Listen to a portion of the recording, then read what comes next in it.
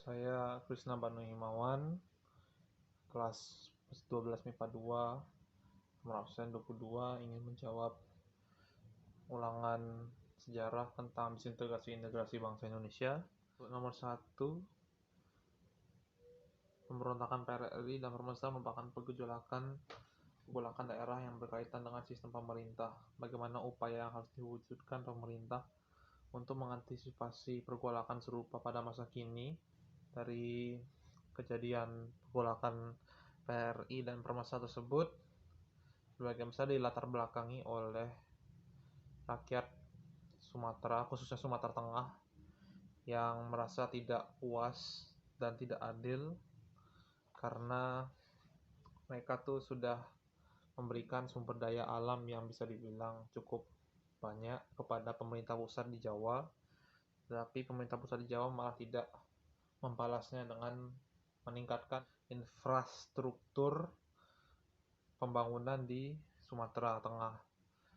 Jadi untuk mengantisipasi supaya hal itu tidak terulang lagi pada masa kini, jadi pemerintah harus mulai tidak fokus hanya pada pusatnya yaitu di Jawa, tapi di seluruh Indonesia. Dan contohnya Jokowi sekarang sudah melakukan banyak peningkatan infrastruktur pembangunan di luar Jawa, seperti di Papua, di Papua khususnya.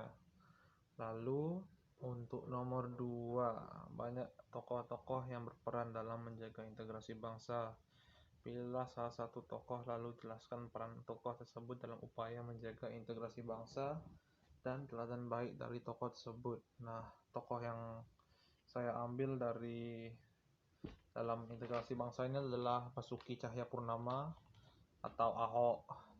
Beliau itu dulunya mantan gubernur DKI Jakarta yang sekarang menjadi komisaris utama Pertamina. Jadi saya mengambil peran fokusnya itu pada perannya waktu menjadi gubernur Jakarta. Perannya itu banyak, relokasi kampung pulau, lalu gusur lokalisasi Kalijodo, ada juga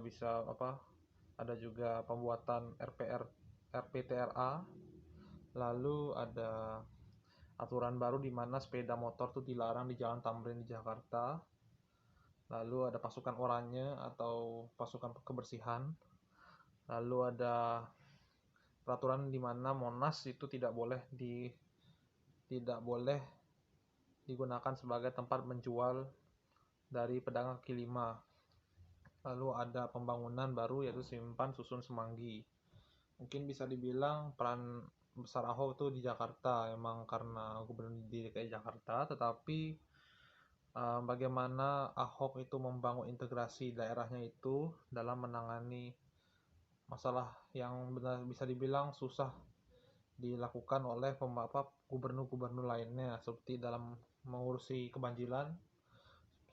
Seperti bisa dibilang Ahok itu bisa bilang dapat menangani banjir yang paling baik di antara gubernur-gubernur lainnya. Jakarta kan sering kali bisa dibilang macet, tapi dengan adanya pembangunan jalan Simpang Susun Semanggi ini, bisa dibilang kemacetannya menjadi menurun. Lalu untuk korupsi bisa dibilang rawan di Indonesia. Banyak yang sangat hormat pada Ahok karena tegas dalam memberantas korupsi. Lalu teladan yang bisa diambil tuh Ahok tuh berani karena kayak misalnya dia tuh Tionghoa dan banyak yang beberapa oknum yang menentang apabila suatu tempat itu dipimpin oleh seorang yang bukan muslim. Jadi Ahok tuh tetap berani menghadapinya dan dengan tegas membubarkan orang yang berorganisasi itu, salah satunya itu FPI. Lalu beliau itu bisa dibilang tegas, misalnya kayak ada misalnya ada kejadian gusur lokalisasi Kalijodo itu biasanya dibongkar menjadi tempat baru yaitu RPTRA. Lalu beliau itu juga konsisten dalam menentukan tanggung jawabnya. Misalnya seperti contohnya beliau ingin beliau ingin menangani banjir dengan optimal dan bisa dibilang itu sukses. Tidak banjir terlalu tinggi. Lalu terus beliau juga berhasil membangun simpang susun Semanggi, dan terakhir juga dia tuh tekun karena beliau itu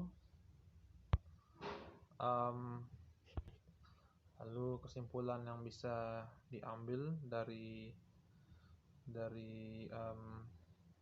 materi ini adalah terdapat hal-hal yang kecil itu tetapi sensitif dapat menjadikan negara itu disintegrasi, khususnya mempengaruhi suku, ras, agama, antar golongan, ras, sara.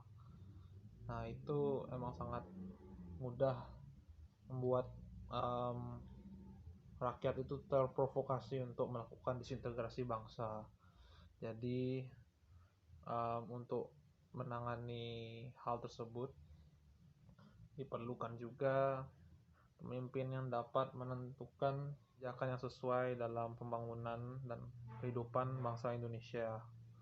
Lalu dari hasil refleksi yang bisa saya ambil dari materi ini adalah saya akhirnya itu jadi paham arti penting dari integrasi yang didasari persatuan kesatuan.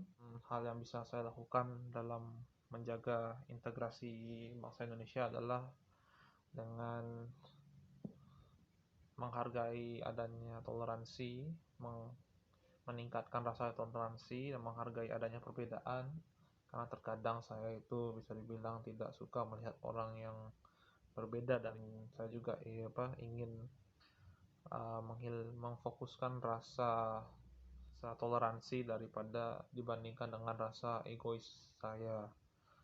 Lalu saya juga harus lebih mencintai tanah air Indonesia.